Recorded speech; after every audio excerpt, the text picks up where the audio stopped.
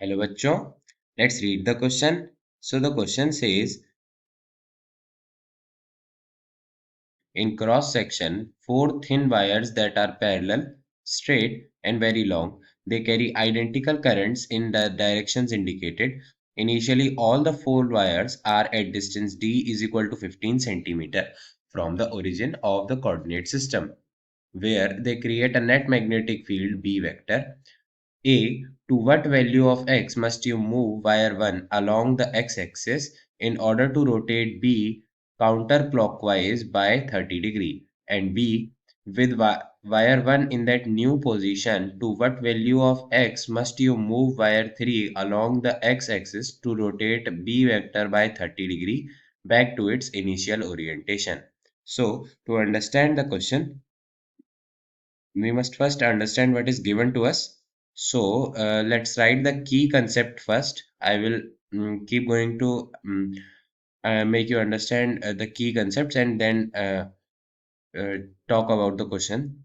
So the key concepts behind this question is first the orientation of the current, in which a sign like this dot means the current is coming out of the page. Let me write it. It means out of the plane of paper, and across means going inside the plane of paper. Let me write it inside only. You can understand it.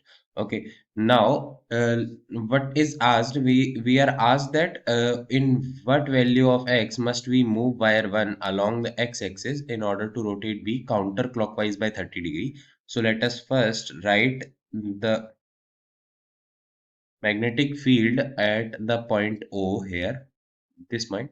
So let's suppose it is O.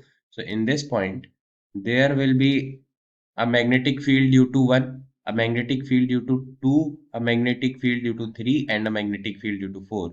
So how can we find the direction of magnetic field? We can find it using our next key concept, which is right hand thumb rule.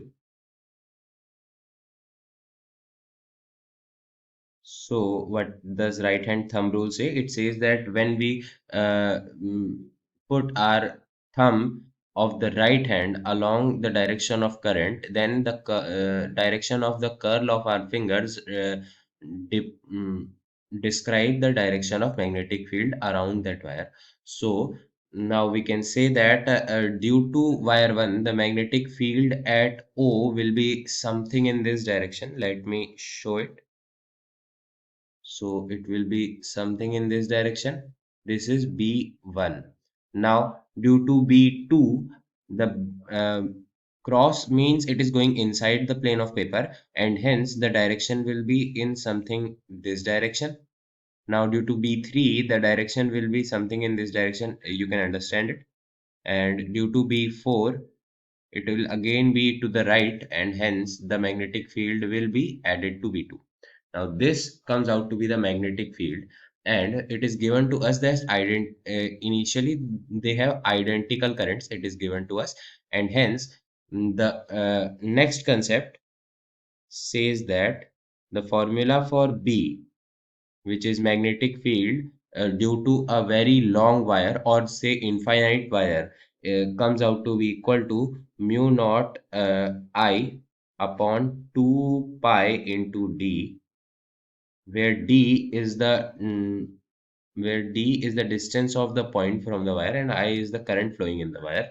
Now we can say that as current is identical, D is equal, and nu naught upon 4 pi is constant, nu naught upon 2 pi is constant, sorry, then B1 will be equal to B3, and we can change our diagram uh, for the magnetic field at O to be like this.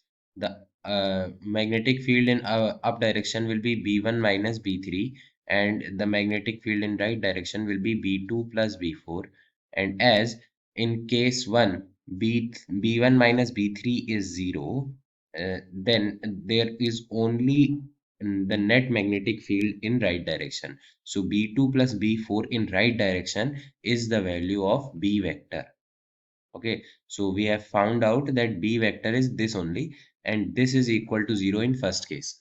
Now we are asked that to what value of x must we change mm, to what value of x must you move wire in order to rotate B counterclockwise by 30 degrees. So let us take our solution part. So for solution part, we are solving A part. So in A part, we have the initial magnetic field was in this direction, B vector. Now we are going to change it to a 30-degree angle.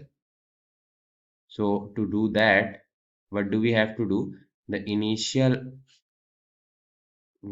figure was like this. This was B1 minus B3, and this is B2 plus B4.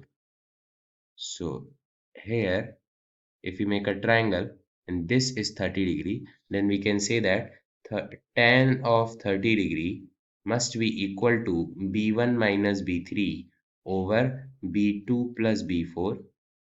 Now if we change the coordinates of B1, then B1 will be mu naught I upon 2 pi x. B3 will be mu naught I upon 2 pi d.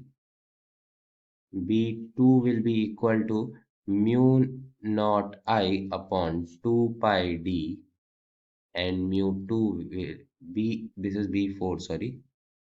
B4 will be equal to mu naught I upon 2 pi d. Now mu naught upon 4 pi and I are constant. So they will cancel each other out, and this must be equal to tan theta, which is equal to 1 over root 3. Hence we get the equation as 1 by x minus 1 by d upon 2 by d. It will be equal to 1 by root 3. From here we get 1 by x minus 1 by d is equal to 2 by root 3, 2 by root 3d, and from here we get 1 by x is equal to 2 by root 3 minus 1 plus 1 into 1 by d. Now putting the value of d here, so d is given to us as 15 centimeter. So we can find the value of x. X must be equal to root 3d upon 2 plus root 3, which will be equal to root 3 into 15 into 10 to the power minus 2 over 2 plus root 3, this much meters. And solving this, we get the value of x to be 6.96 into 6.96 into 10 to the power minus 2 meters, which is approximately equal to 7 centimeters. Okay, so now the figure becomes something like this, that the two the particle one, oh sorry, the wire one will be 7 centimeters away from the origin here, and it was initially here, which was 15 centimeters away. It was d, and this is now new x, which we have found. So we are asked that to what value of x must you move wire 1. So what value x we have found out, it must be 7 centimeter. Or if you want to answer in terms of how much it is moved, then we can find d minus x. It will be equal to 15 minus 7, which is equal to 8 centimeter. Both of these are correct. In what sense you want to answer matters. Okay, so now the next part asks us, with wire 1 in that new position, to what value of x must you move wire 3 along x-axis to rotate b by to its initial orientation. So we have changed 1 to some extent in this direction.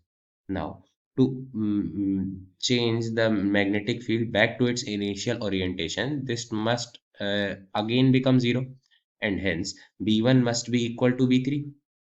B1 must be equal to B3, which says that if B1 is equal to B3, then what can we say? Mu naught I upon 2 pi into x Here x is 7 centimeter, we can say it must be equal to mu naught I upon 2 pi y. Let's suppose, sorry, x dash, let's suppose the new orientation of b, the third wire is x dash.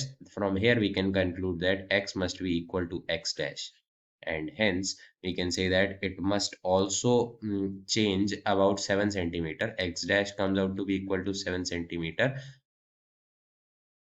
and hence we can say that the particle 3 must also come along this side. Here the new 1 and here must be new 3 to take the magnitude back to its take the vector b back to its initial orientation. Now I hope you understood it well. Thank you.